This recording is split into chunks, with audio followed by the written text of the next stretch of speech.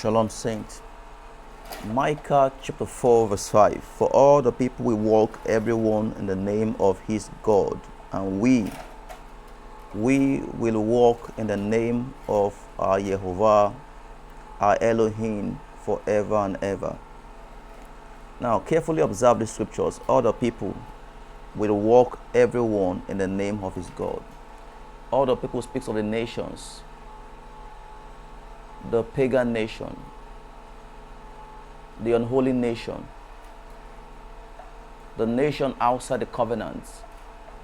They walk in the name of their Elohim, their gods. People are defined by the Elohim they submit to. As believers in Messiah, as the people of the covenant, God expects us to walk in the name of our Elohim forever and ever. Many claim to believe, but they don't walk in belongingness. So I'm going to be sharing with us three things that is the mark of a man who is walking in the name of his Elohim. There are three things we must look out for if we claim to walk in the name of Yehovah, our Elohim.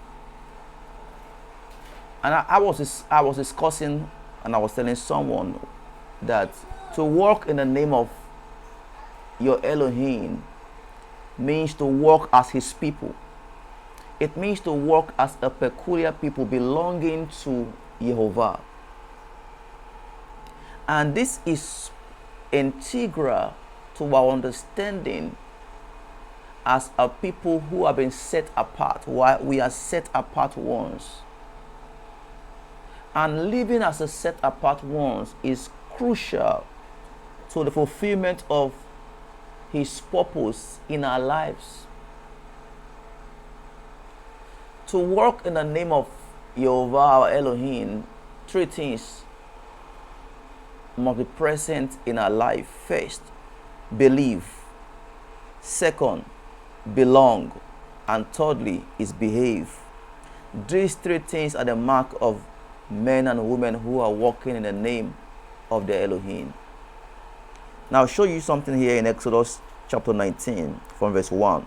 On the first day of the third month after the Israelites left Egypt, on that very day they came to the desert of Sinai. After they set out from Rephidim, they entered the desert of Sinai, and Israel camped there in the desert in front of the mountain. Then Moses went up to Elohim, and Yehovah called to him from the mountain and said, "This is what you are to say to the descendants of Jacob, and what you are to tell the people of Israel. You yourself have seen what I did in Egypt, what I did to Egypt, and how I carried you on eagle's wings and brought you to myself. Now if you fully obey and keep my command, my covenant, then out of all the nations, you will be my treasured possession. Out of all the nations, you will be my treasured possession. Although the whole earth is mine, you will be for me a kingdom of priests and a holy nation. These are the words you are to speak to the Israelites." Now, Yehovah was trying to establish in the mind of his people the need to understand their belongingness.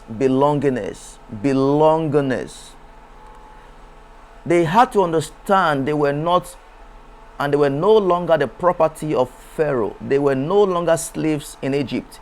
They were now the people of God. They now belong to Elohim. They had to understand their sense of belongingness. Until we understand our belongingness, we cannot shape our world. The believer does not belong to the enemy. You don't belong to your past. You don't belong to your ancestral past. I see many believers who are still struggling with their past. They linked their lives with their ancestral fathers. You know, someone tell you I'm a believer, and then they tell you, oh, I'm a believer, but I'm bound to a curse, I'm bound to a spell. My life is the way it is because of my ancestral fathers. My life is the way it is because of my mother's side, my father's side. They still battle the sense of belongingness to the past. When you are in Messiah, you don't belong anymore to the past. When you are in the Messiah, you don't belong anymore to a curse. You don't belong to a cursed lineage. You don't belong to a cursed family. You are now a people of God. It has to sink into us. Who are we? Are we still a people of the world, or are we now a people belonging to God? That was what God was asking Moses to tell Israel. You don't belong any longer to Egypt. You are no longer slave in Egypt. You are now my people. You belong to me. You see, until we establish a deep sense of our belongingness, we can't behave. Why? There are three stages. You first believe, you belong, and you behave. There can be no believing, or there can be no behaving without a deep sense of belonging. You can't walk in a deep sense of, your behavior cannot change until your belongingness is transformed. Knowing you belong to Jehovah is key to behaving as his people. And the behavior is what the Bible calls walking in the name of Jehovah, your Elohim. We must walk in his name. And I said to us, walking in his name means walking as his people, working as his properties, working as a people connected to him. We are no longer ourselves. We no longer own ourselves. We are no longer owned by the bondage. We are no longer owned or defined by our past. Our identity is no longer defined by our disappointment or where we've been. When we are in the Messiah, the Bible says we are now new creations. 1 Peter 2 from verse 8 says we are a holy nation. We are a peculiar people, a people belonging to Elohim. We are now his possession. Paul writing tells us you are bought with a price. Therefore glorify Elohim with your body and your spirit, which are the Lord's. Your body and your spirit belongs to Jehovah.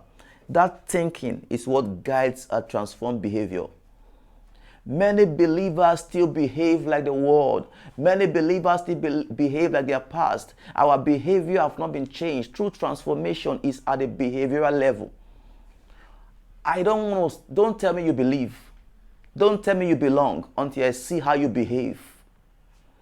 Israel left Egypt with a belief system of bondage. So Jehovah brings them in to the family through the covenant. And they vocally agreed to the terms of the covenant. Meaning from this time on, we believe that Jehovah is our Elohim. That belief was in their embracing of Jehovah as their Elohim. But that was not all. It was the first stage. The first stage for Israel was to believe in Jehovah as their Elohim. No longer prisoners, no longer walking in the orphan spirit, no longer walking in the sense of bondage to idolatry, no longer walking as victims to Pharaoh's slave masters, but now they must walk in the belief that Jehovah was now their Elohim. Then what next? The belief in Jehovah as their Elohim must now guide their sense of belongingness. So Jehovah tells Moses to tell the Israelites, tell them, Exodus 19 verse 4, you yourself have seen what I did to Egypt, and how I carried you on eagle's wings and brought you to myself. You see, brought you to myself. I've taken you out of Egypt. Now I've brought you to myself. There was first a deliverance out of Egypt, a bringing out of Egypt, and then secondly, a bringing to myself. Verse 5, now if you obey me fully and keep my covenant, then out of all the nations you will be my treasured possession. You see, belongingness. First, there's a belief. The embracing of Jehovah as their Elohim was the bringing to himself. Then there is the belongingness, which is the embracing that they were now covenant people, and they were distinct from the nations, and they were Jehovah's treasured possession. Although the whole earth is mine, you will be for me a kingdom of priests and a holy nation. These are the words you have to speak to the Israelites. Install and instill in their mindset that they were people belonging to Jehovah. They were distinct from the nations. Until we have this deep sense that we are distinct from the nation, We are a people belonging to Jehovah until it sinks into you that you belong to God. Your behavior will not change. I see many believers who are trying to, fight off a demon, fight off Satan, fight on the forces of darkness. They still believe they are still fighting a curse from their father's house. They still believe they are fighting a demon. They still believe they are fighting an enemy. They still believe they belong somewhere in the past. They still believe, the forces of the past are still against them. They still believe their lineage is in Egypt. They are out of Egypt, but they still behave like the Egyptian. They still think like the bondage. The chains are broken off their hands, but they still feel the chains still controls their future. So they revert back to the influence of Egypt. Whenever they have a setback in life, the setback is attributed to the past bondage, whereas they've been brought out of bondage. So the only way God would shape the mind of the Israelites who have been brought out of bondage was to connect them with a new sense of belongingness. He tells them, you are now my treasured possession. Although the old earth is mine, I will make you a kingdom of king and priest. He was helping them develop a deep sense of belongingness. Belongingness. And I'm going to show you something else here in 1 Peter 2, which is how do we develop a deep sense of belongingness. The belongingness is key. The belief is the first stage. Then you must not belong. You believe, then you belong. John 1 tells us, as many as believe, to them he gave the right to become the children of God. John chapter 1. As many as believe, he gave the right to become the children. The belief moves you to belong. But that is not the end. We celebrate, thank God, as many as believe, to them he gave the right to become the children of God. That's the belonging to God. But that's not the end. The belonging is supposed to lead to something we've missed, a transformed behavior. 1 Peter 2 verse 9. But you are a chosen people, a royal priesthood, a holy nation, a God's special possession, that you may declare the praises of him who called you out of darkness into his wonderful light. 1 Peter 2:9. You are a holy nation, God's special possession, that you may declare the praises of him who called you out of darkness, out of Egypt, into his marvelous light. You now belong. Where do you belong? In his marvelous light. But that is not the end. Why were we brought into his marvelous light? Colossians tells us he has translated us out of darkness into his marvelous light, into the kingdom of his dear son. We have been translated. We have been moved out of darkness into his marvelous light. We now belong in the light. We are the people of the light. But that is not the end. The end is a transformed behavior. Romans 12. How do we now, what is the task before us? The task before us is a renewed mindset. Romans 12 from verse 1. Therefore, I urge you, brothers and sisters, in view of God's mercy, to offer your bodies as living sacrifice, holy and pleasing to God. This is your true and proper worship. Verse 2. Do not conform to the pattern of this world, but be transformed by the renewing of your mind. Then you will be able to test and approve what is God's will, is good, pleasing, and perfect will.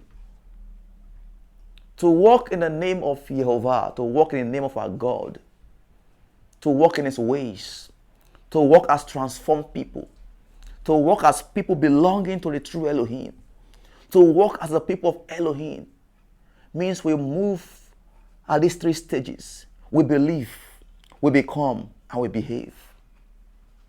The behavior is the key.